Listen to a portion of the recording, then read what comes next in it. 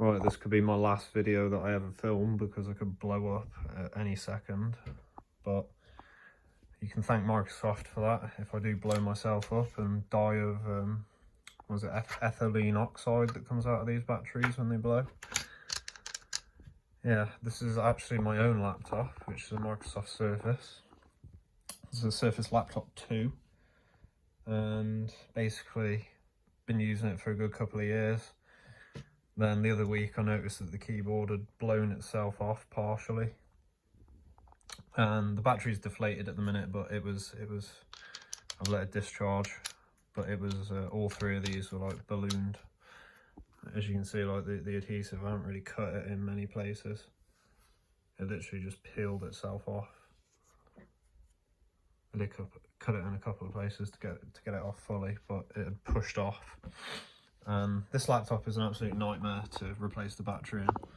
I don't know why they've done this connector here, when, I mean, surely they could have found a way of making some kind of connector so you can just plug it in, but obviously it's quite a thin laptop anyway, so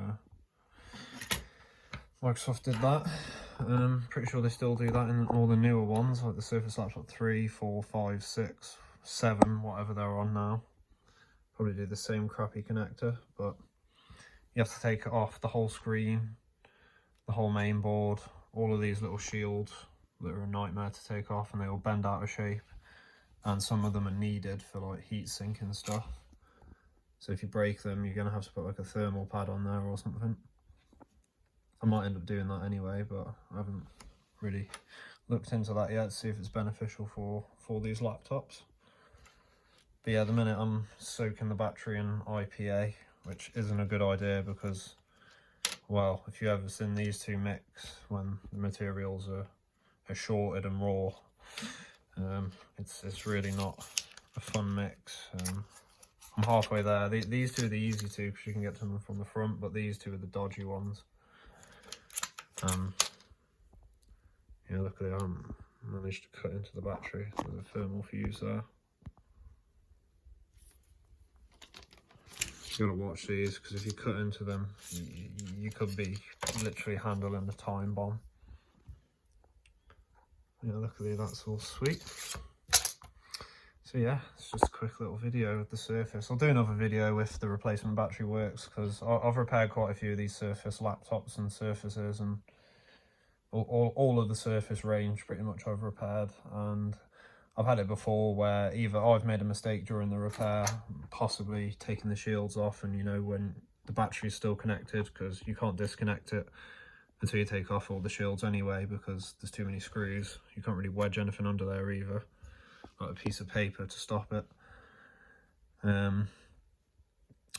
But yeah, I've had it before where, you know, possibly, you know, during the repair you've done that when you've been prying it off, you've touched the cap or something, or something on the main power rail or something, and then, you know, you go to switch it on afterwards and then the laptop's dead. And after that point you just can't be arsed with it anyway, because it's just a nightmare to work on. And this is all the types of screws as well.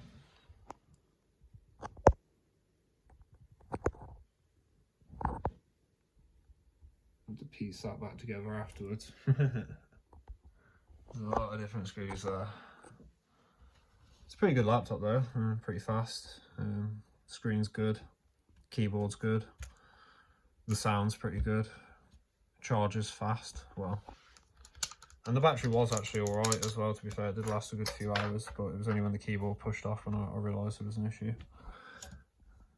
Pretty decent laptop otherwise. It's not really blocked up with dust either, which I'm pretty surprised, because this fan was always revving its arse off. Completely clean actually. I thought the heatsink was broke, so I took apart the fan. I didn't realise they were like that. I must have forgot. So I haven't really worked on one of these in a while. Changed job. Still doing repairs, but laptop repairs instead. Yeah, pretty nice board. There's an ISL chip that goes faulty, this one. But it's an ISL, so what do you expect? And that's my replacement for the meantime. Is a HP. This is a 130 quid. Was an absolute steal. So 14S Celeron N400, and it's a pretty snappy little laptop. I'm just watching YouTube now, hopefully that doesn't get copyrighted or something, but you can see, you know, snappy. Anyway, I'll make a follow-up video if the battery replacement works. Nice.